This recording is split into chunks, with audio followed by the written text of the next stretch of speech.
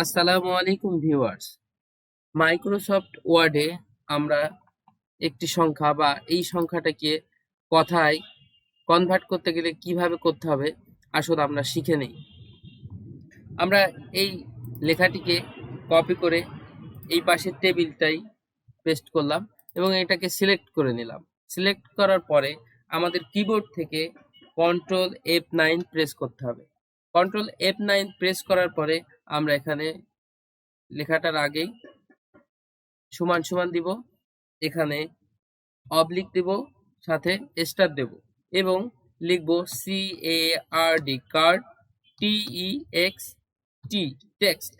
এবার এখান থেকে আমরা রাইট বাটন ক্লিক করে মাউসের রাইট বাটন ক্লিক করে আমরা লিখব আপডেট ফিল্ড। দেওয়ার পরে দেখেন 1999 অটোমেটিকলি এখানে আমাদের লেখা লাগলো না, অটোমেটিকলি চলে আসলো।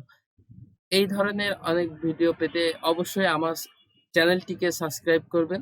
ধন্যবাদ সবাইকে।